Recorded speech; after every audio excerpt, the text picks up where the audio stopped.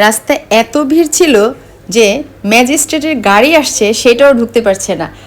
Hello viewers, আসসালামু আলাইকুম। আজ আমি আরেকটি ব্লগ নিয়ে হাজির হয়ে গেলাম। আজ আমার মেয়ের এসএসসি পরীক্ষা শুরু, তো সকাল সকাল উঠেই একটু ওর জন্য মাংস রান্না করে নিলাম। তারপর এগুলো আর কি রুটি দিয়ে খাওয়ার জন্য আগে থেকে সব রেডি করছি যেন তাড়াহুড়ো না লাগে।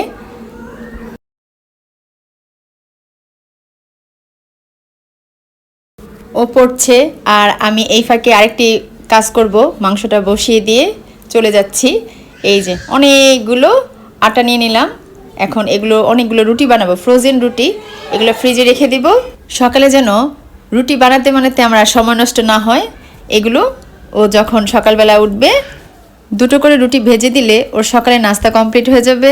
আর আমারও প্রতিদিন রুটি বানানোর ঝামেলা থেকে আমি একটু রেহাই পাবো। সব কাজ শেষ হয়ে গেলে আমার মেয়েকে একটু সময় দিতে পারবো। আর ও যখন পড়ে ওর পাশে বসে থাকলে ও এদিক ওদিক তাকায় না, কি পড়তেছে না পড়তেছে ধরতে পারি, মানে একটা পড়ার মধ্যে ওর মনোযোগ থাকে। আর আমি না থাকলেই সে এইখানে ওইখানে তাকায়, মনোযোগ কম থাকে।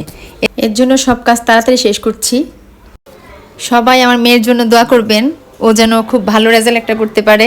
আর শুধু আমার মেয়ে না, সবার জন্যই, যত 2025-এর ব্যাচ আছে এসএসসি সবার জন্য দোয়া করবেন, কারণ প্রত্যেকটা বাবা মারই স্বপ্ন সন্তান ভালো রেজাল্ট করবে। তো সব বাবা মার যেন আশা পূরণ হয়, সবাই মন থেকে দোয়া করবেন। আর রুটি বানানোর সময় সারা তো পাশে বসে বসে আম্মু আমার কাছে দাও, আমি বানাই দেই। তারপর ওই যে বক্স ধরতেছে, পলিথিন ধরতেছে, মানে একটার পর একটা সে করতেই থাকে, ওই স্থির থাকতে পারে না। এই হলো তার অবস্থা। মেয়ের পরীক্ষার জন্য খুব ব্যস্ত, তাই বড় বড় ভিডিও বানাতে পারছি না, আপলোডও দিতে পারছি না, ছোট ছোট ভিডিও শর্টসগুলো দিচ্ছি। এই মাস আর ভিডিও দিতে পারবো কিনা তাও আমি জানি না, কারণ পরীক্ষা যেহেতু এটা 10 বছরের সাধনা, তো ওকে সময় দিতে হয় বেশি, ইউটিউবে অ্যাক্টিভ থাকতে পারছি না। এর জন্য আমি খুবই দুঃখিত। এই ফাঁকে ওর পড়া সব রিভাইজ দেওয়া আল্লাহর রহমতে শেষ। এখন আমরা রেডি হয়ে স্কুলের দিকে যাব।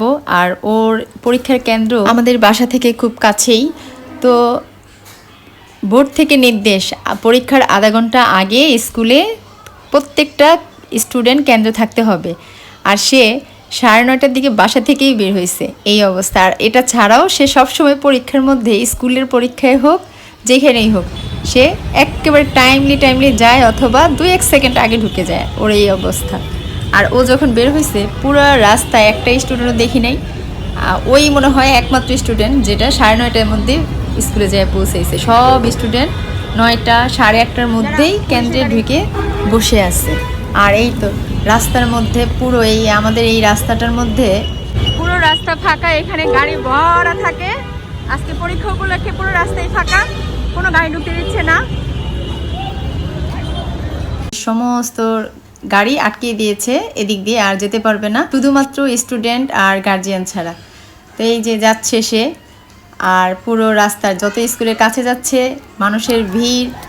ম্যাজিস্ট্রেট আসছে, ম্যাজিস্ট্রেটের গাড়ি পর্যন্ত ঢুকতে দিচ্ছে না, এমন অবস্থা। মানুষ সরছেই না, পুলিশ হুইসেল দিয়ে দিয়ে দিয়ে দিয়ে তারপর রাস্তা খালি করেছে।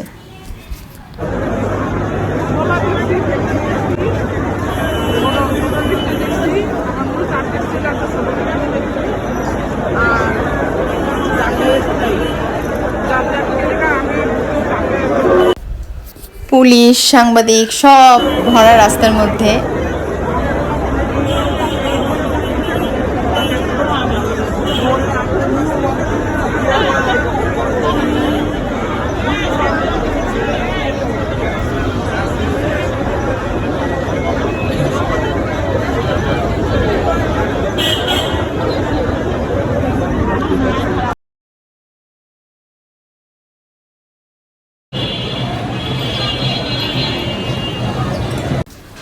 অনেক গার্জিয়ান জায়গা না পেয়ে এই যে ফুটপাতের উপর পেপার বিছিয়ে সব বসে আছে, অপেক্ষা করছে তাদের সন্তানরা কখন বের হবে।